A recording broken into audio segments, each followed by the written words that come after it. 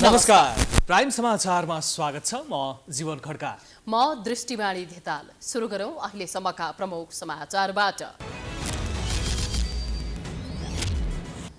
उम्मेद्वार छान्नै सकस भएपछि ठूला दलबाटै पहिलो दिन परेन मनोनयन। सत्ता गठबन्धनमा भुइँचालो, केन्द्रीय निर्देशन अवज्ञा, एमालेलाई उम्मेद्वार टुङ्ग्याउन सकस। एमालेले 5 वर्ष खेर फालेको काङ्ग्रेसको विश्लेषण, भ्यू टावर नबनाउने घोषणा, आफन्तलाई नियुक्ति नदिने, स्थानीय तह भ्रष्टाचार मुक्त बनाउने जसपाको लक्ष्य। लोकतन्त्रको 1.5 दशकमा पनि सुध्रिएन नागरिकको जीवनस्तर, विकासको गति सुस्त, सत्ता सञ्चालक एवं दलहरू आफ्नै स्वार्थमा केन्द्रित हुँदा नागरिकमा आक्रोश। गर्मी लागिसके आगलागीका घटना पनि बढ्न थाले। कैलालीको मुक्त कमैया शिविरमा आगलागी, करिब 70 घर जलेर नष्ट, क्षतिको थप विवरण आउन बाँकी।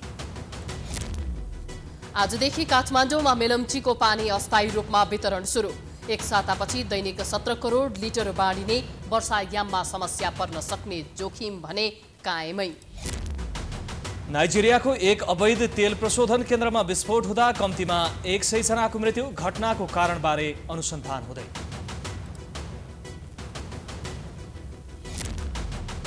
र पूर्व राष्ट्रिय टेबल टेनिस खेलाडी स्वर्गीय मिलन श्रेष्ठको सम्झनामा जेठमा प्रथम मिलन स्मृति जुनियर राष्ट्रिय टेबल टेनिस प्रतियोगिता आयोजना हुने।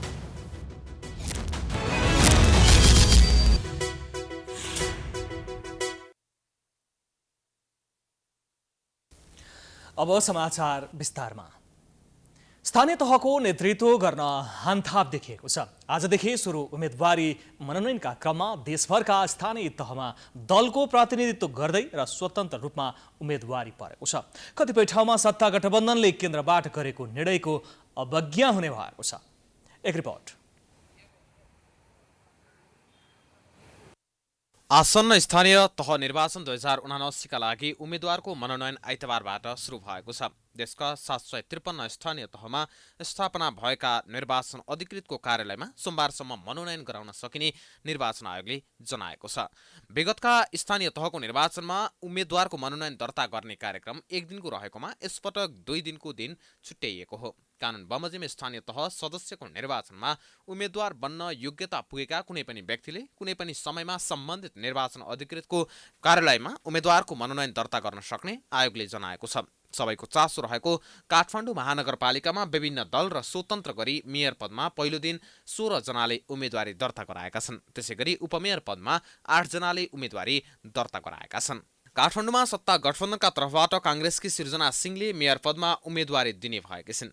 नेकपा एमालेका तर्फबाट केशव स्थापितले उम्मेदवारी दर्ता गराउने भएका छन्। निकै चर्चामा रहेको भरतपुर महानगरपालिकामा विभिन्न दल र स्वतन्त्र गरी मेयर पदमा पहिलो दिन 7 जनाले उम्मेदवारी दर्ता गराएका छन्। गठबन्धनका तर्फबाट मेयरमा रेणु दाहालले सोमबार उम्मेदवारी दर्ता गराउने भएका छिन् भने उनलाई चुनौती दिँदै माओवादीकै एक नेताले पनि उम्मेदवारी दिने तयारी गरेका छन्।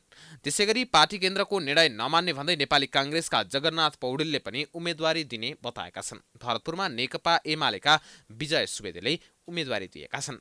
पहिलो दिन भरतपुरमा 7 जनाले प्रमुख र 1 जनाले उपप्रमुख पदमा उम्मेदवारी दर्ता गराएका छन्। विराटनगर महानगरपालिकामा जनता समाजवादी पार्टी त्यागेका उमेश यादवले स्वतन्त्र रूपमा उम्मेदवारी दर्ता गराएका छन्। उम्मेदवारी दर्ताको अवधि सोमबारसम्म रहेकाले अन्य महानगर लगायतका पालिकामा सबै उम्मेदवारको टुङ्गो लागेको छैन। महानगरको मेयर पदमा उम्मेदवारी दिएकाहरूले ठूलो दलहरूको आलोचना गर्दै आफूले चुनाव जितेर विकासमा फड्को मार्ने दाबी गरेका छन्। स्वतन्त्र उम्मेद्वार गोपाल हमालले धनगढी उपमहानगरपालिकाको मेयरमा उम्मेदवारी दर्ता गरेका छन्। ललितपुर महानगरपालिकाको वडा नम्बर 10 को अध्यक्षमा 81 वर्षीय नरसिंह बेन्जनकारले उम्मेदवारी दर्ता गराएका छन्। उनी यस अघि पनि सोही वडाको वडाध्यक्ष थिए। उनले 2029 सालदेखि वडा अध्यक्षमा लगातार स्वतन्त्र उम्मेद्वारका रूपमा उम्मेदवारी दिँदै आएका छन्। उनी कुनै पनि दलमा आबद्ध छैनन्। स्थानीय तहको प्रमुख वा उपप्रमुखमा उम्मेदवारी दिने व्यक्तिले धरोटी बापत रु 1500, वडाध्यक्षले रु 1000 र वडा सदस्यले रु 500 धरोटी राख्नुपर्ने आयोगले जनाएको छ। महिला, दलित, विपन्न तथा अल्पसंख्यक उम्मेद्वारको हकमा धरोटी रकममा 50% छुट हुनेछ। नेपाली कांग्रेसले स्थानीय तहको निर्वाचनका लागि आफ्नो संकल्प सार्वजनिक गरेको छ। 88 पृष्ठ लामो सङ्कल्पमा सबल स्थानीय सरकार, समुन्नत गाउँ, समुन्नत नगर, गाउँदेखि केन्द्रसम्म नेपाली काङ्ग्रेसको सरकार भन्ने नारा दिइएको छ। घोषणापत्रमा तत्कालीन नेकपा नेतृत्वको सरकारले गरेका कामको आलोचनात्मक टिप्पणी गरिएको छ। एक रिपोर्ट। नेपाली कांग्रेसले आफूले गर्ने कामहरूमा 1 वर्षभित्र स्थानीय सरकारलाई थप स्रोत साधन सम्पन्न बनाउन कर्मचारी व्यवस्थापन गरी आवश्यक जनशक्ति पदपूर्ति गर्ने व्यवस्था गर्ने तथा क्षमता अभिवृद्धिका लागि आवश्यक संरचना बनाउने तथा सुशासन, पारदर्शिता, जवाफदेहिता र वित्तीय अनुशासनका सम्पूर्ण सिद्धान्त अनुसरण गरी भ्रष्टाचार मुक्त र मित्यव्ययी शासन प्रणाली अवलम्बन र संस्थागत गर्ने लगायत विषयहरू उल्लेख गरेको छ। महामन्त्री गगन थापा नेतृत्वको समितिले तयार पारेको घोषणा पत्र मार्फत सबल स्थानीय सरकारका लागि 5 पिलर अघि सारेको छ। कांग्रेसले शिक्षा, स्वास्थ्य, प्राकृतिक स्रोत, वातावरण, सेवा प्रवाह, स्थानीय पूर्वाधार र कृषि रोजगारी उद्यमलाई 5 पिलरको रूपमा प्रस्तुत गरेको छ। 1 वर्षभित्र स्थानीय सरकारलाई थप स्रोत साधन सम्पन्न बनाउन कर्मचारी व्यवस्थापन गरी आवश्यक जनशक्ति पदपूर्ति गर्ने व्यवस्था गर्ने तथा क्षमता अभिवृद्धिका लागि आवश्यक संरचना बनाउने भनिएको छ। सुशासन, पारदर्शिता, जवाफदेहिता र वित्तीय अनुशासनका सम्पूर्ण सिद्धान्त अनुसरण गरी भ्रष्टाचार मुक्त र मित्यव्ययी शासन प्रणाली अवलम्बन र संस्थागत गर्ने कांग्रेसको लक्ष्य छ। खास गरेर सबभन्दा बढी जो लाइफ एक्सपेक्टेन्सीको हिसाबले हामीले हेऱ्यौँ भने सबभन्दा कमजोर परिवारका मानिसहरू जसले सबभन्दा बढी चाहिएको छ त्यो उमेरसम्मको मानिसहरू चाहिँ हामीले हेऱ्यौँ भनेदेखि अझ बढी कम उमेरभित्रै उनीहरूलाई बढी सहयोगको खाँचो पनि रहन्छ। उनीहरूले दिनुपर्ने त्यही काम हो। हामीले मृत्यु संस्कारको बेलासम्म हामीले कोखदेखि शोकसम्म समग्र एउटा एकीकृत सामाजिक सुरक्षा अवधारणा हो। स्थानीय सरकारको अनुगमन र मूल्याङ्कन संयन्त्र बनाई प्रभावकारी अनुगमन गर्न हरेक आर्थिक वर्ष समाप्त भएको 2 महिनाभित्र स्थानीय तहको पार्टी अडिट गर्ने नीति लिएको छ। यता पार्टीले नगर्ने कामहरूमा जनताको करबाट उठेको राजस्वलाई भ्यू टावर, स्वागतद्वार जस्ता अनुत्पादक क्षेत्रमा लगानी नगर्ने र नातेदार वा परिवारका सदस्यलाई सल्लाहकार, विज्ञ, कर्मचारी वा सहयोगी नियुक्त नगर्ने लगायत विषयहरू समावेश गरेको छ। कानुन, आर्थिक तथा वित्तीय उत्तरदायित्व र अनुशासनको उल्लङ्घन नगर्ने तथा महिलामाथि हुने हिंसा, जातीय भेदभाव, लैङ्गिक विभेद, सामाजिक विकृति र विसङ्गतिलाई प्रोत्साहन हुने कुरामा प्रत्यक्ष वा परोक्ष रूपमा समेत कुनै पनि अवस्थामा संलग्न हुने छैनौँ भनिएको छ। समुन्नत नेपाल त्यसको परिकल्पनाको बारेमा समुन्नत नेपाल के हो, यसलाई हामी कसरी बुझ्दछौँ, हामी कसरी बुझाउन चाहन्छौँ र हामी कसरी प्राप्त गर्छौँ। खास गरी 2046 सालको परिवर्तनपछि हामीले लिएका आर्थिक नीतिहरू त्यसको हामीले गरेको समीक्षा, त्यसको आधारमा अबको 10 वर्षभित्रमा नेपाललाई हामी समुन्नत बनाउने सन्दर्भमा हाम्रो दृष्टिकोण के हो, हाम्रो मूलभूत नीतिहरू के हो, हाम्रो डिरेक्सन के हो भन्ने बारेमा हामीले लामै चर्चा गरेका छौँ। कांग्रेसले 74 सालको चुनाव पछिको 5 वर्ष खेर गएको भनेको छ। नेकपा एमालेका अध्यक्ष केपी शर्मा ओलीको उन्मादी महत्वाकांक्षा सबैभन्दा घातक बनेको व्याख्या गरेको छ। तत्कालीन नेकपा सरकारले इतिहासमै सर्वाधिक अनुकूल र राजनैतिक स्वर्णिम काल पाए पनि त्यसको सदुपयोग गर्न नसकेको र यो 5 वर्ष खेर गएको व्याख्या गरेको हो। कांग्रेसले तत्कालीन प्रधानमन्त्री ओलीले आफ्नो पार्टी र सारा शासकीय कौशल, लोकतन्त्र र समग्र प्रणालीलाई नै तहस नहस पार्ने काम गरेको आरोप लगाएको छ। मतदातालाई अपिल गरेका छौँ, जसरी तपाईँहरूले हामीलाई गिरिजाप्रसाद कोइरालाको नेतृत्वमा काम गर्न दिनु, शान्ति प्रक्रियालाई टुङ्ग्यायो, सुशील कोइरालाको नेतृत्वमा काम गर्न दिनुभयो, संविधान निर्माणको काम टुङ्ग्यायो, शेरबहादुर देउवाको नेतृत्वमा काम गर्ने मौका दिनुभयो, निर्वाचनको कुरा टुङ्ग्यायो, फेरि एकपल्ट काङ्ग्रेसलाई मौका दिनुभयो भने जुन अनफुलफिल्ड प्रमिस छ, हामीले बनाएर ल्याएको संविधानमा लेखेका कुराहरू जुन बाचा हामीले जनतासँग गरेर तिनको जीवनमा परिवर्तन ल्याउँछौँ, शिक्षा, स्वास्थ्य, जनजीविकाका सवाल, यो कुरा एकपल्ट काम गर्ने मौका हामीलाई दिनुहोस्। कांग्रेसले नेकपा एमाले नै सर्वोच्च अदालतको आदेशबाट जन्मिएको पार्टी भएको दावी गरेको छ। एमाले अध्यक्ष ओलीले वर्तमान कांग्रेस सभापति देउबा नेतृत्वको सरकारलाई परमादेश सरकार भन्दै गरेको टिप्पणीको जवाब स्वरूप एमाले स्वयं र नेकपा माओवादी केन्द्र समेत अदालतको आदेशबाट जन्मिएका पार्टीहरू भनेको छ। तत्कालीन प्रधानमन्त्रीले 2 पटकसम्म गरेको प्रतिनिधि सभा विघटनलाई कांग्रेसले लोकतान्त्रिक गणतन्त्र र संविधान असफल बनाउने षड्यन्त्रको रूपमा व्याख्या गरेको छ। नेकपाको सरकारले अधिनायकवाद र सर्वसत्तावादको सूत्रपात गरेको आरोप लगाइएको छ भने अभिव्यक्ति तथा प्रेस स्वतन्त्रतामाथि आक्रमण गरेको भनिएको छ। संवैधानिक निकायलाई सरकारको लाचा छाया बनाएर कम्युनिस्टकरण गरिएको आरोप पनि लगाइएको छ। कांग्रेसले नेपाल ट्रस्टको जग्गा, सेक्युरिटी, प्रेस खरिद प्रकरण, स्वास्थ्य सामग्री खरिदमा भ्रष्टाचार, ओम्नी र एती कम्पनी काण्ड लगायतका प्रकरणलाई उजागर गरेको छ। कांग्रेसले अमेरिकी सहायता परियोजना मिलेनियम च्यालेन्ज कर्पोरेसन एमसीसी अनुमोदन गराउन वर्तमान सरकारको सफलता भएको दावी गरेको छ। विगत 5 वर्षदेखि बहस भइरहेको तर निकास पाउन नसकेको अमेरिकी विकास परियोजना एमसीसी संसदबाट पारित गरी कार्यान्वयन गर्न देउवा सरकार सफल भएको भनिएको छ। निर्वाचनमा टिकट वितरण गर्न नेपाली कांग्रेसले संसदीय समिति गठन गरेको छ। आज केन्द्रीय कार्यालय सानेपामा बसेको कार्य सम्पादन समितिको बैठकले संसदीय समिति बनाएको हो। वरिष्ठ नेता रामचन्द्र पौडेल सहित 13 सदस्यीय संसदीय समिति बनाएको हो। संसदीय समितिमा सभापति र महामन्त्री स्वतः सदस्य हुनेछन्। पदाधिकारी बाहेकबाट पौडेललाई मात्र समावेश गरिएको छ। स्थानीय तहको उम्मेद्वार टुङ्ग्याउन नसकेको कांग्रेसले अन्तिममा जिम्मेवारी सभापति शेरबहादुर देउवालाई दिएको छ।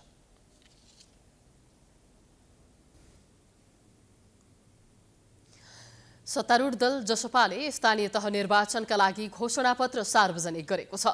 वडा र पालिका कार्यालयहरूलाई सेवाग्राही मैत्री बनाउने प्रतिबद्धता व्यक्त गरिएको छ। प्रत्येक वडामा 50 र नगरपालिकामा 500 जना युवालाई रोजगारी दिने भनिएको छ। एक रिपोर्ट। जनता समाजवादी पार्टी जसपा नेपालले भ्रष्टाचार मुक्त बनाऊ, विकास र समृद्धिको अभियान अघि बढाऊ भन्ने नारा दिएर स्थानीय तह केन्द्रित घोषणापत्र सार्वजनिक गरेको छ। आइतबार काठमाडौँमा पत्रकार सम्मेलन गर्दै जसपाले घोषणापत्र सार्वजनिक गरेको हो। निर्वाचनले स्थानीय लोकतन्त्र, स्वायत्तता, स्वशासनको प्रत्याभूति तथा प्रभावकारी सेवा सुविधा प्रदान गर्न उल्लेखनीय योगदान गर्ने जसपाको विश्वास छ। जसपाले वडा र पालिका कार्यालयहरूलाई सेवाग्राही मैत्री बनाइने, जनतालाई छिटो छरितो सेवा सुविधा प्रदान गरिने, भ्रष्टाचारमा शून्य सहनशीलता कायम गर्ने र सरकारी कर्मचारी राजनीतिक नेतृत्वले भ्रष्टाचार गरेमा प्रमाण भेटिएमा तुरन्त कानुनी कारबाही गरिने जनाएको छ। पत्रकार सम्मेलनमा जसपा अध्यक्ष उपेन्द्र यादवले सामाजिक सुरक्षालाई प्रभावकारी बनाउने र गाउँ गाउँमा स्वस्थकर पिउने पानी, फोहोर मैला व्यवस्थापनका विषय र विपद व्यवस्थापन समितिलाई पार्टीले प्राथमिकताका साथ राखिएको बताए।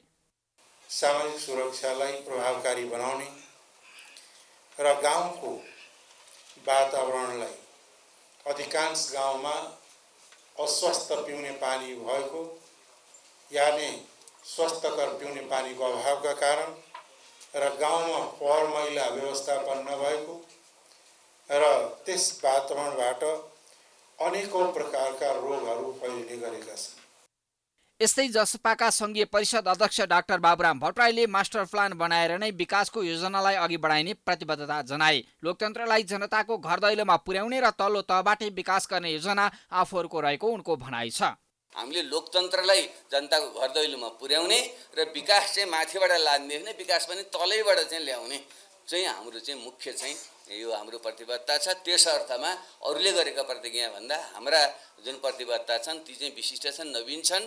यस्तै प्रत्येक वडामा 50 र नगरपालिकामा 500 जना युवालाई रोजगारी दिने र माध्यमिक तहसम्मको शिक्षा व्यावहारिक रूपमै निःशुल्क र गुणस्तरीय बनाइने घोषणापत्रमा उल्लेख गरिएको जसपा नेता अशोक राईले जानकारी दिए। यस्तै स्थानीय तहको करको दायरालाई बढाएर करको दरलाई कम पार्ने योजना जसपाको रहेको छ। करको दायरालाई चाहिँ अलिकति बढाएर करको दरलाई चाहिँ कमै राख्ने र जनताहरूलाई धेरै मार नपर्ने, शीत उघाएर एउटा चाहिँ घैला भर्ने तरिकालाई चाहिँ आम रूपमा प्रयोग गर्नुपर्छ भन्नेतर्फ पनि हामीले चाहिँ स्रोतहरू परिचालन गर्ने सिलसिलामा यो कुरालाई अगाडि सारेका छौँ। जसपाले मधेसी, थारू, मुस्लिम, आदिवासी जनजाति, खस, सीमान्तकृत अल्पसंख्यक तथा लोपोन्मुख जाति, शिल्पी, दलित, दुर्गमवासी, महिला, लैङ्गिक अल्पसंख्यक आदिको सम्मानजनक सहभागिता गर्ने प्रतिबद्धता जनाएको छ। आधुनिक शौचालय सुविधा नपुगेका घर परिवारलाई शौचालय निर्माण गर्न रु 10,000 को अनुदान दिने लगायतका योजना जसपाको घोषणापत्रमा उल्लेख छ। 65 वर्षमाथिका ज्येष्ठ नागरिक र गर्भवतीलाई नगरमा सञ्चालन हुने एम्बुलेन्स लगायतका यातायातका साधनमा भाडा नलिने प्रतिबद्धता समेत जनाइएको छ। नेकपा एमाले भक्तपुर जिल्लाका 4 नगरपालिका र 6वटा महानगरपालिकामा मतपत्रको अलग्गै डिजाइन गर्न लागेको प्रति आपत्ति जनाएको छ। निर्वाचन आयोगले शनिबार 4 नगरपालिका र 6वटा महानगरपालिकाको मतपत्रमा उम्मेदवारी भन्दा धेरै चुनाव चिन्ह नराख्ने जानकारी गराएको थियो। अन्तिम नामावली प्रकाशित भइसकेपछि मात्र मतपत्र छाप्दा राष्ट्रिय दलहरूले समेत जुन पदमा उम्मेदवारी दिन्छन् त्यहाँ चुनाव चिन्ह रहने र उम्मेदवारी नदिएको पदमा चुनाव चिन्ह नरहने व्यवस्था गर्न लागेको हो। यसो गर्दा सत्ता गठबन्धनलाई फाइदा पुग्ने भन्दै एमाले असन्तुष्टि जनाएको हो। एमाले आइतबार यसबारे निर्वाचन आयोगलाई ध्यानाकर्षण पत्र नै बुझाएको छ। एमाले निर्वाचन सुरु भइसकेपछि निर्वाचनको नियम परिवर्तन गर्न नपाइने र मतपत्रको डिजाइन परिवर्तन गर्ने जस्ता कामहरू निर्वाचन आयोगबाट हुने छैन भन्ने कुरामा विश्वस्त रहेको पनि जनाएको छ। समाचारको सिलसिला जारी छ, हामी विश्रामपछि आउँछौँ। बाँकी समाचारको साथमा विश्रामपछि स्वागत छ। अब बाँकी समाचार। पार्टीको नीति विचार र सिद्धान्त एकातिर भए पनि चुनाव जित्नकै लागि दलहरूले गठबन्धनको अभ्यास गरेका छन्। नीति र सिद्धान्तलाई बिर्सिएर राजनीतिक दलले संसदीय व्यवस्थाकै धज्जी उडाएको राजनीतिक जानकारहरूको बुझाइ छ। तर दलका नेताले भने समयको उपजको रूपमा गठबन्धन गर्नु परेको बताउने गरेका छन्। एक रिपोर्ट। 5 राजनीतिक दलबीचको गठबन्धनले सरकार सञ्चालन भइरहेको छ। विचार सिद्धान्त नमिल्ने दलहरूबीच गठबन्धन बन्ने अवस्था विगतको ओली सरकारले निर्माण गर्न सहयोग गरेको थियो। धेरै पटक कटुता र तिक्तता तथा शत्रुताका रूपमा चित्रित माओवादी केन्द्र समेत 5 दलीय गठबन्धन निर्माणमा निर्णायक भूमिकामा छ। नेपाली काङ्ग्रेस, माओवादी केन्द्र, नेकपा एकीकृत समाजवादी, जनता समाजवादी पार्टी नेपाल र राष्ट्रिय जनमोर्चा ओली सरकारले दुई पटक संसद विघटन गरेपछि लोकतन्त्रको रक्षाका लागि भन्दै गठबन्धन बनाएर अघि बढेका थिए। यति बेला गठबन्धन दल स्थानीय तह निर्वाचन चुनावी तालमेलका साथ अघि बढेका छन्। राजनीतिक स्वार्थ र चुनाव नै जित्नका लागि गरिएको गठबन्धनले टिकाउ नहुने एक थरीको मत छ। पार्टीभित्रको गुट मिलाउनै महाभारत छ भने फरक साङ्गठनिक पृष्ठभूमि, फरक दृष्टिकोण राख्ने दलहरू बीचको एकता फलामको चिउरा बराबर भएको छ। त्यसमाथि केन्द्रले लादेको निर्देशन स्थानीय तहमा अस्वीकृत भई गठबन्धन नै छिन्न भिन्न जस्तै भएको छ। तर पनि नेताहरू विगतको अभ्यासका आधारमा पनि यस्तो अभ्यास स्वाभाविक भएको बताउन छाड्दैनन्। सङ्गठनमा लागेर सङ्गठनमा मेहनत गरेर म नै नेतृत्व दिन्छु भनेर जसरी वार्डमा चाहिँ सङ्गठन विस्तार भएको थियो, यो गठबन्धनले गर्दाखेरि त्यसमा ब्रेक लाग्यो।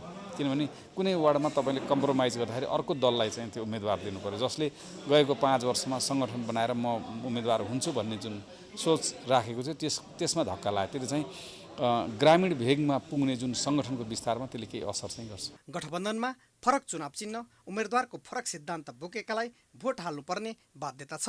दल विशेषको स्वार्थ, त्यसमा पनि शीर्ष नेताको स्वार्थले राजनीतिक थप विकृत बनाएको राजनीतिकका जानकारको भनाइ छ। गठबन्धनको राजनीति जुन अहिले नेपालमा सुरु भएको छ, यसले 2-3टा कुराको सन्देश दिएको छ। पहिलो, नेपालका ठुलो दलका ठुला नेताहरूमा आत्मविश्वासको अभाव छ। दोस्रो, सैद्धान्तिक राजनीति विसर्जनको बाटोमा छ। अबको राजनीति व्यापारिक राजनीति हो। त्यसैले अहिले यो गठबन्धन गरेर गए पनि स्थानीय तहको निर्वाचनमा त्यसको खासै इम्प्याक्ट भइरहेको छैन, खासै प्रभावकारी हुन सकिरहेको छैन। टिकट नपाउने व्यक्ति रातारात पार्टी परिवर्तन गरिरहेछन् र अर्को पार्टीले फेरि त्यसलाई उम्मेदवार पनि बनाइरहेछन्। यो पूर्ण रूपेण एउटा उद्योग जस्तो अब भइरहेको छ। कुल मिलाएर गठबन्धनको परिणाम अहिले यही हो। संसदीय शासन प्रणालीमा आवधिक निर्वाचन लोकतन्त्रको सुन्दर पक्ष भए पनि दलहरूको आफ्नै स्वार्थका कारण तल्लो तहसम्म नै विकृति भित्रिएको बताइन्छ। सैद्धान्तिक रूपमा गठबन्धन गर्नुलाई उचित नै मानिए पनि अप्राकृतिक गठबन्धनले राजनीतिलाई शुद्धिकरण भन्दा भ्रष्टीकरणतर्फ लैजान सक्छ भन्नेहरूको मत पनि बलियो छ। Political bureau, prime times HD, Kathmandu. आज 16औं लोकतन्त्र दिवस। लोकतन्त्र स्थापना भएको पनि 1.5 दशक नागिसक्यो। व्यवस्था परिवर्तन गर्न सफल भएका राजनीतिक दल एवं ती दलकै नेतृत्वमा बनेका सरकारहरू सर्वसाधारणको अवस्था परिवर्तन गर्न भने चुकिरहेका छन्। यसमा राजनीतिक दल एवं सत्ता सञ्चालनहरू नै जिम्मेवार देखिएको विश्लेषण हुन थालेको छ। एक रिपोर्ट।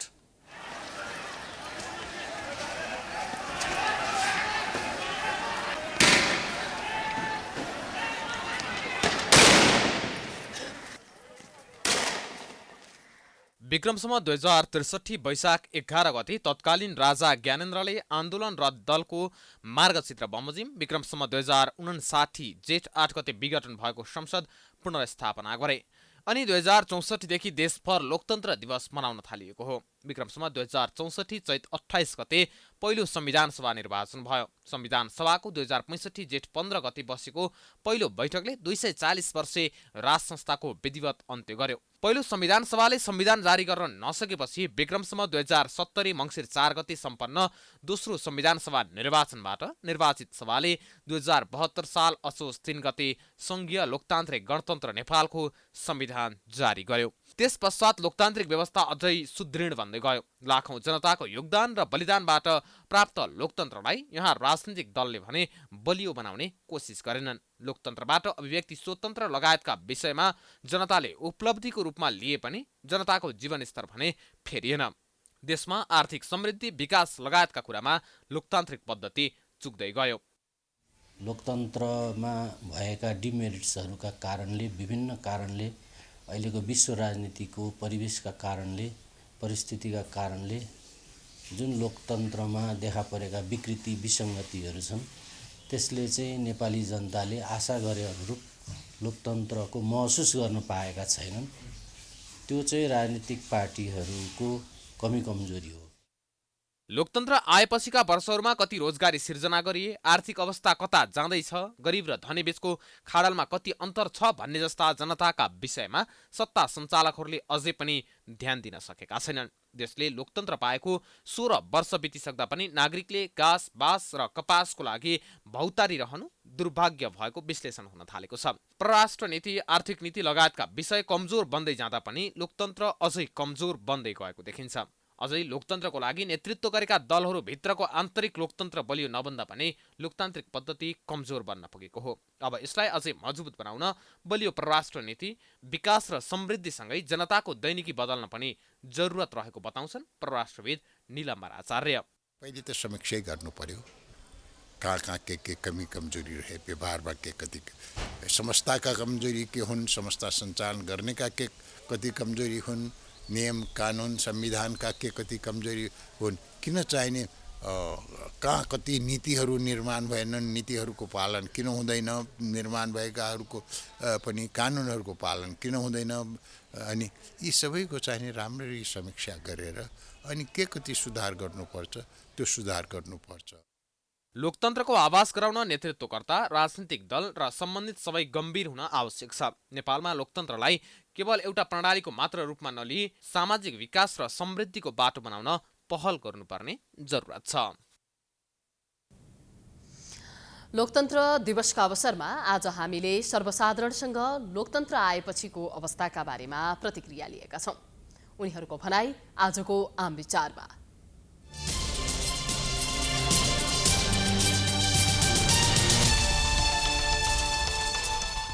अब खोइ के भन्नु र, त्यस्तै हो, जस्ता त्यस्तै हो।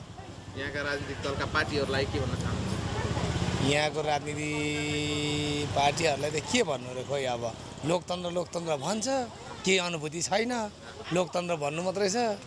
अब यहाँको नेताहरूलाई त अब के भन्नु छ, खोइ अब उनीहरूलाई मात्रै आएको होला, उहाँहरूलाई मात्रै आउनुभएको होला लोकतन्त्र, हामी जस्तो सर्वसाधारणलाई छैन। लोकतन्त्र अब आउँदैमा चाहिँ सफल हुने होइन, नेपालले नेपाल तरिकाले गर्नु पर्यो विकास। मार्क्सवाद ल्याएर पनि यहाँ काम छैन, यहाँ डेमोक्रेसी अमेरिकाको जस्तो पुँजीवादी ल्याएर पनि काम छैन।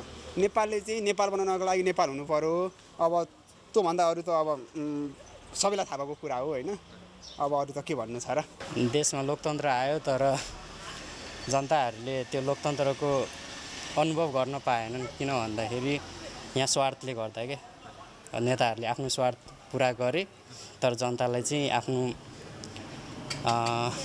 वास्ता गरेनन् होइन। जनताहरू जुन ठाउँमा छन् त्यही ठाउँमा छन्, तर नेताहरूले चाहिँ आफ्नो ठुलो महल बनाए, महलमा बसे होइन, तर जनताको चाहिँ पीडा बुझेनन्। एकदम दूरदराजमा बस्ने जनताको लागि आएको छैन, यो चाहिँ सीमित वर्ग र अब त्यो राजनीतिक गन्धमा जहिले नि माउरी जस्तो घुम्दै हिँड्नेलाई मात्र यो लोकतन्त्र आएको छ। साँच्चीकै लक्षित वर्ग जो गाउँमा बस्छ, जो खानको लागि सङ्घर्ष गर्छ, एक छाक खानको लागि, त्यसलाई अवश्य पनि आएको छैन। यो त सीमित वर्ग र धनाढ्य वर्ग चाहिँ नवधनाढ्य वर्ग बन्दै गइरहेको छ। अब नेपालमा यस्तै हो नि त, जनताहरू लोकतन्त्र भन्नाले नेताहरू आफ्नो भन्नाले आफ्नो पेट पाल्ने, आफ्नो पैसा भन्नाले जहाँबाट पैसा नेपाल सरकारको पैसा भने आफू मात्र राख्ने, जनताहरूलाई केही नगर्ने के। अब जस्तै अब भोटको समय होइन, अब मेलम्चीको पानी दिने जस्तै कुरा चलिरहेछ। मेलम्चीले पानी दिन्छ, अब 2 महिना दिएर फेरि काटिहाल्छ पानी, त्यो पानी फेरि दिँदैन। त्यस्तै हो कि यहाँको नेताहरू, नेपाल हो।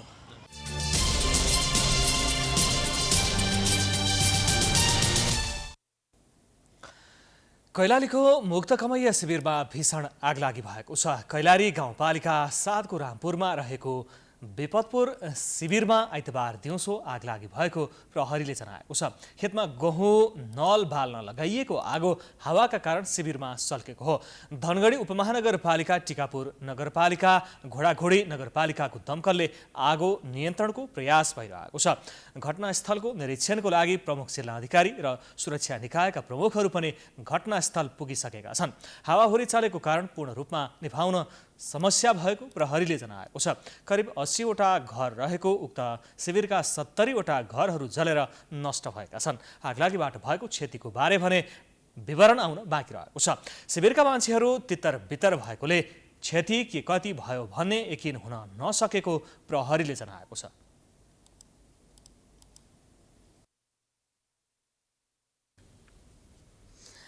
काठमाडौँ उपत्यकामा मेलम्चीको पानी वितरण सुरु भएको छ। उपत्यकामा मेलम्चीको पानी दोस्रो पटक आइपुगेको हो। सरकारले विभिन्न 4 चरण गरेर वैशाख 17 गतेसम्ममा दैनिक 17 करोड लिटर पानी घर घरमा पुर्याउने योजना बनाएको छ। एक रिपोर्ट। लामो समयको प्रतीक्षापछि आजबाट पुनः काठमाडौँ उपत्यकावासीले मेलम्चीको पानी उपभोग गर्न पाएका छन्। 10 महिनापछि मेन भवन स्थित पानी ट्याङ्कीबाट आइतबारदेखि मेलम्चीको पानी पुनः वितरण थालिएको हो।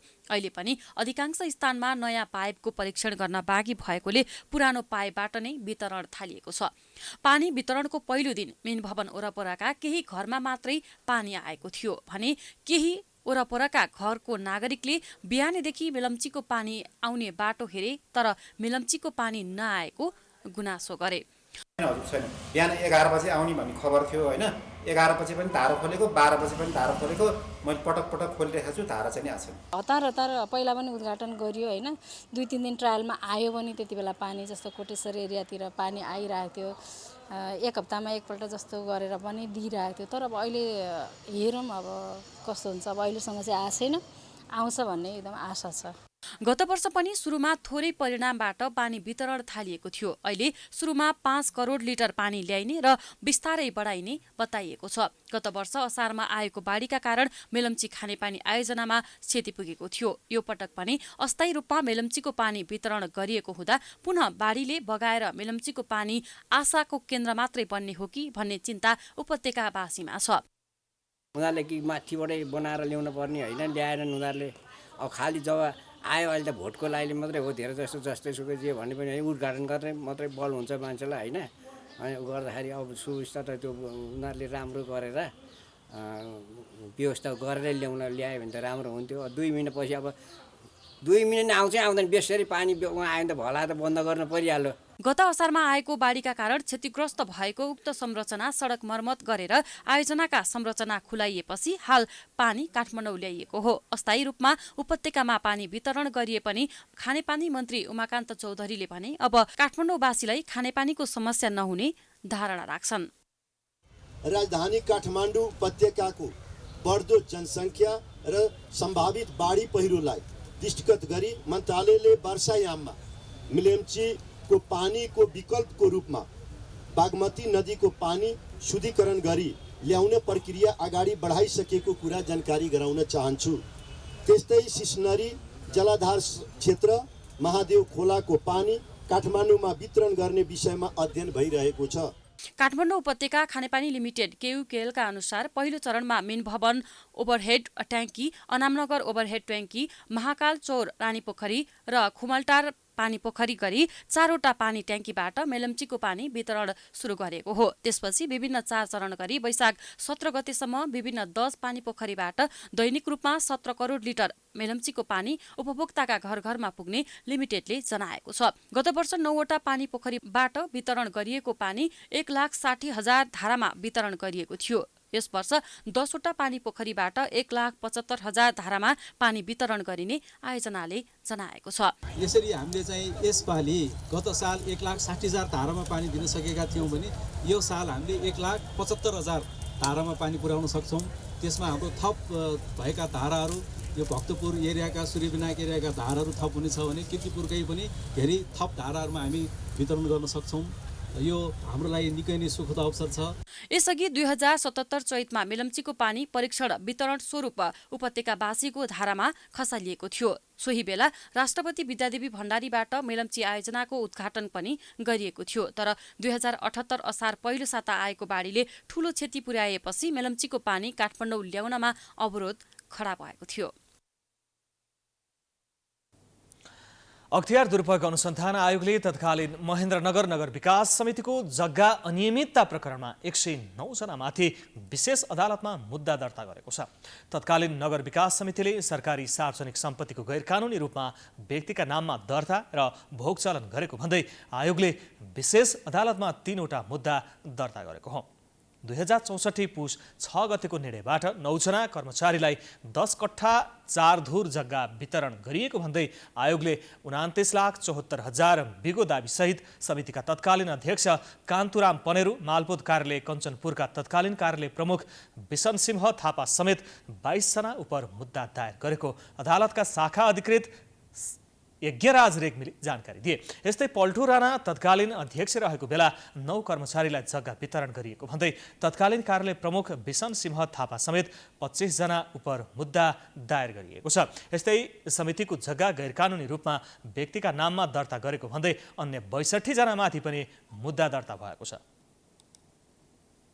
9 जना कर्मचारीलाई 10 कट्टा 4 धुर जग्गा वितरण गरिएको त्यो आरोपबाट देखिन्छ, आरोपपत्रबाट देखिन्छ।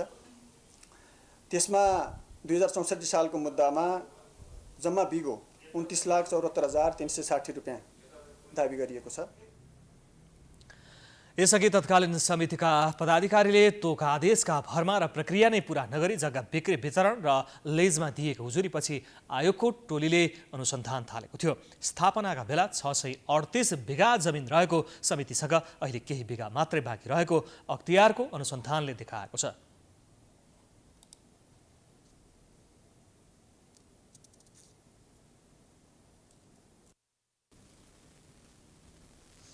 नेपालमा आइतबार थप 13 जनामा कोरोना भाइरस संक्रमण पुष्टि भएको छ।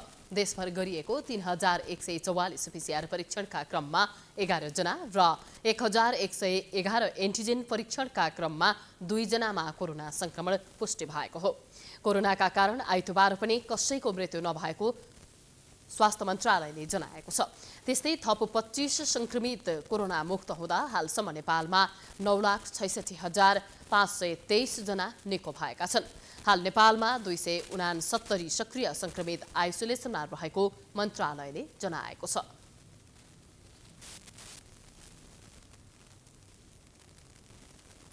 समाचारको सिलसिला जारी छ। हामी विश्रामपछि आउँछौँ। बाँकी समाचारको साथमा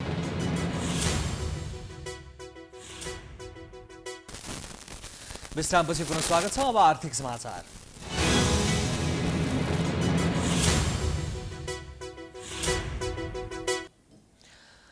आगामी बजेटको पहिलो प्राथमिकतामा नेपालको कृषि प्रणाली रहने भन्दै सरकारले बजेट तर्जुमाको सुरुवात कृषि क्षेत्रबाट सुझाव सङ्कलन गरेर थाल्यो। तर निर्वाहमुखी कृषिलाई व्यवस्थित गर्ने नीति नहुँदा धेरै मानिस यस क्षेत्रबाट पलायन भइरहेका छन्।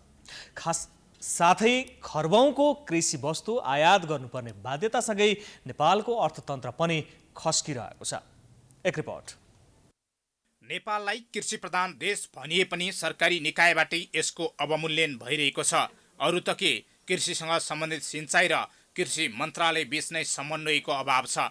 देशमै आत्मनिर्भर हुन सक्ने क्षेत्रमा 3 खर्बभन्दा बढीको कृषि वस्तु नै आयात गर्नुपर्ने बाध्यता रहेको विज्ञहरूको भनाइ छ। सिँचाइ मन्त्रालयको कृषि मन्त्रालयसँग सम्बन्ध छ है, अनि हामीले नयाँ बनाएको सडकको उपादेयता कृषिसँग छ कि छैन भनेर हेऱ्यो भनेदेखि त्यसको नाता नै पाइँदैन। हामीले सडक बनाएका छौँ भने हाम्रो अर्थतन्त्रलाई त्यसले सकारात्मक रूपले नै योगदान दिन सक्छ भन्ने प्रमाणित भएपछि मात्रै त्यो दिशामा जानुपर्ने हो नि त। त्यो हुन नसक्नुको कारणले अब अहिले हामी चाहिँ खाद्यान्न लगायत कृषिमा आधारित वस्तुहरू झन्डै वर्षमा 3 खर्बभन्दा बढ्दा आयात गर्नुपर्ने अवस्थामा छौँ। कृषियोग्य जमिन घडेरीमा परिणत हुनु र अधिकांश बाँझो रहनु सबैभन्दा ठूलो चुनौती रहेको छ। कृषि प्राविधिक देशभित्रै रहने वातावरण छैन। कृषियोग्य जमिन उपयोगको नीति सरकारले ल्याउनै सकेको छैन। यातायात, सिँचाइ, मलबिउको समस्यासँगै वास्तविक किसानका समस्या जहाँको त्यहीँ छ। निर्वाहमुखी कृषि पद्धतिलाई व्यवसायीकरण गर्न नसक्दा सोचै अनुरूप उत्पादन हुन सकेको छैन। देशलाई कृषिमा आत्मनिर्भर बनाउने उद्घोष गरेर बजेटमा पनि कृषिलाई पहिलो प्राथमिकता दिएको भन्ने सरकारले किसानका समस्यालाई पहिले समाधान गर्नुपर्ने स्थिति छ। तराई क्षेत्र जुन 15% 17% जुन भूमि हो त्यो अधिकांश चाहिँ भूमि घडेरीमा परिवर्तन भएको छ। पहाडी भूमि चाहिँ 68% हो, त्यो धेरै जसो बाँझो अवस्थामा छ। त्यो चाहिँ हिमाली क्षेत्रमा त कृषि उत्पादनै हुँदैन 15% भूमिमा।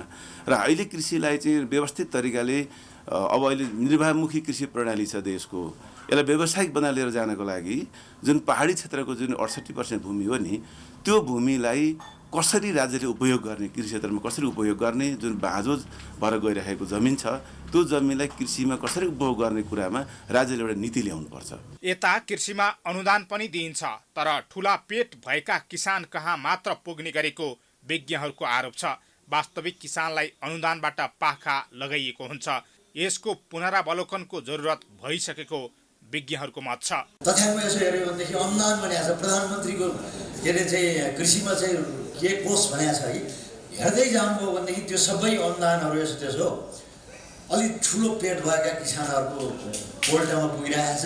खास किसानहरूका नपुग्या हुनाले यो अनुदानको मोडालिटीलाई नै परिवर्तन नगर्ने हो भनेदेखि भार बोक्ने प्रतिफल नआउने अवस्थामा हामी गइरहेको छौँ। यस्तै सरकारले किसानले उत्पादन गरेका कृषि उपजको बजार ग्यारेन्टी गर्नुपर्ने र बिचौलियाको अन्त्य गर्न आफैले खरिद गरिदिने व्यवस्था गर्नुपर्ने सुझाव सरकारवालाको छ। सरकारले चाहिँ निश्चित मूल्य तोकेर त्यो सरकारले नै त्यो उत्पादन किनिदिएर चाहिँ किसानकोलाई उत्पादन गर्न अभिप्रेरित गर्नुपर्छ। नभएदेखि त्यो बिचौलियाको भरमा छोडिदिएर चाहिँ किसान मारमा मात्रै पर्ने हो। र यसको न्यूनतम मूल्य कति हो त्यो वस्तुको त्यो तोक्ने र तोकेर न्यूनतम मूल्यमा यदि बाह्य अरू पक्षबाट किनिन्छ भने अरू पक्षले किनुन्। त्यो यदि त्यो बिक्री नहुने अरूले किनेन भने त्यो चाहिँ सरकारले किनिदिएर अनि किसानको चाहिँ उत्पादन खेर जानेबाट रोक्ने काम चाहिँ गर्न प्रतिबद्धता देखाउनुपर्छ। अर्थतन्त्र समस्यामा रहेको बेला छिटो उत्पादन दिएर लाभ दिन सक्ने कृषि उत्पादनमा सरकारी ध्यान केन्द्रित हुन सके अर्थतन्त्रमा ठूलो टेवा पुग्ने देखिन्छ। अरू केही नभए पनि खर्बौंको आयात प्रतिस्थापन गर्न सकेमा मात्रै पनि नेपालले ठूलो उपलब्धि हासिल गरेको ठहरिनेछ। प्राइम टाइम्स एसडी का लागि हरिशरण नेउपाने, काठमाडौँ।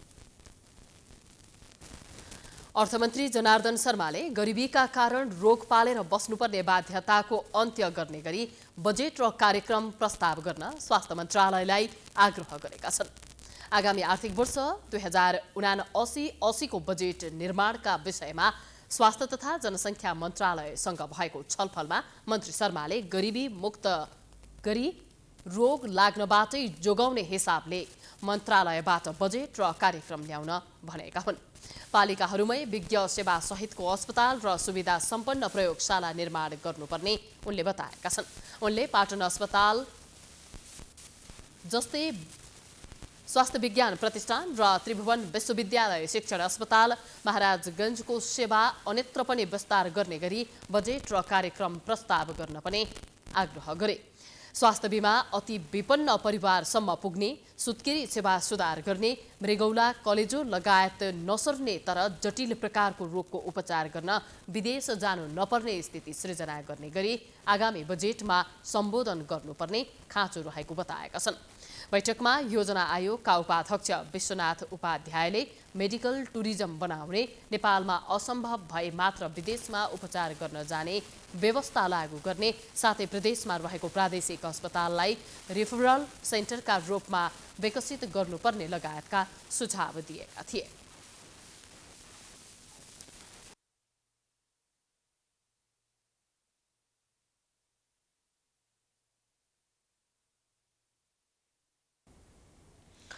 अब अन्तर्राष्ट्रिय समाचार।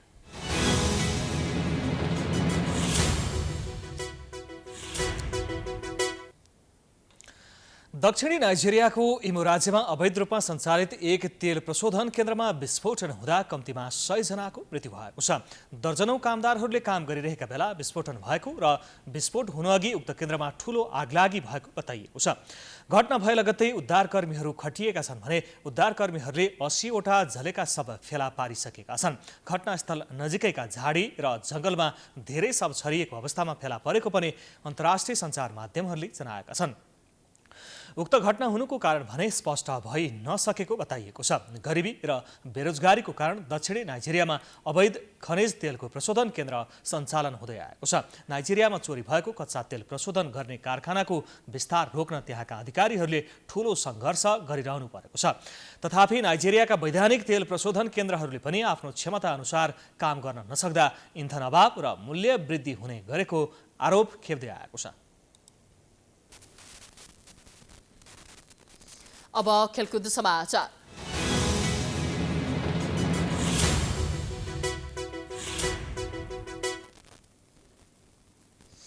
पूर्व राष्ट्रिय टेबल टेनिस खेलाडी स्वर्गीय मिलन श्रेष्ठको सम्झनामा जेठमा प्रथम मिलन स्मृति जुनियर राष्ट्रिय टेबल टेनिस प्रतियोगिता आयोजना हुने भएको छ।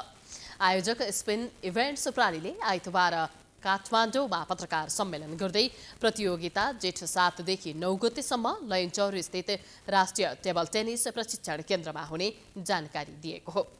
प्रतियोगितामा 3 विभागीय टोली सहित देशभरका जिल्ला तथा क्लबका खेलाडीले सहभागिता जनाउनेछन्। प्रतियोगितामा junior boys singles, junior girls singles, cadet boys singles, cadet girls singles, boys singles 12 वर्ष मुनि, गर्ल्स सिंगल्स 12 वर्ष मुनि, मेन्स भेटरान सिंगल्स 40 वर्षमाथि, मेन्स भेटरान सिंगल्स 50 वर्षमाथि र मेन्स भेटरान सिंगल्स 60 वर्षमाथि गरेर 9 स्पर्धामा प्रतिस्पर्धा हुनेछ।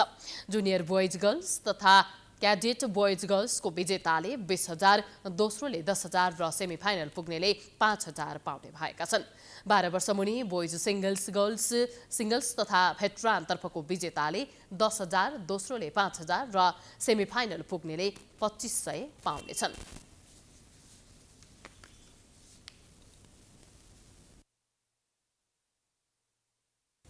हामी समाचारको अन्त्यमा आइपुगेका छौं। जाँदा जाँदै प्रमुख समाचार पुनः एकपटक।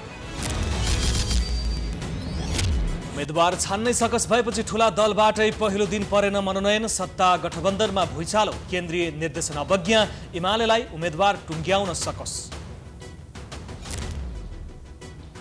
एमालेले 5 वर्ष खेर पालेको काङ्ग्रेसको विश्लेषण, भ्यू टावर नबनाउने घोषणा, आफन्तलाई नियुक्ति नदिने, स्थानीय तह भ्रष्टाचार मुक्त बनाउने जसपाको लक्ष्य। लोकतन्त्रको 1.5 दशकमा पनि सुध्रिएन नागरिकको जीवनस्तर, विकासको गति सुस्त, सत्ता सञ्चालक एवं दलहरू आफ्नै स्वार्थमा केन्द्रित हुँदा नागरिकमा आक्रोश। गर्मी लागेसँगै आगलागीका घटना पनि बढ्न थाले। कैलालीको मुक्त कमैया शिविरमा आगलागी, करिब 70 घर जलेर नष्ट, क्षतिको थप विवरण आउन बाँकी। आजदेखि काठमाडौँमा मेलम्चीको पानी अस्थायी रूपमा वितरण सुरु। 1 सातापछि दैनिक 17 करोड लिटर बाढिने, वर्षायाममा समस्या पर्न सक्ने जोखिम भने कायमै। नाइजेरियाको एक अवैध तेल प्रशोधन केन्द्रमा विस्फोट हुँदा कम्तीमा 100 जनाको मृत्यु, घटनाको कारणबारे अनुसन्धान हुँदै। र पूर्व राष्ट्रिय टेबल टेनिस खेलाडी स्वर्गीय मिलन श्रेष्ठको सम्झनामा जेठमा प्रथम मिलन स्मृति जुनियर राष्ट्रिय टेबल टेनिस प्रतियोगिता आयोजना हुने।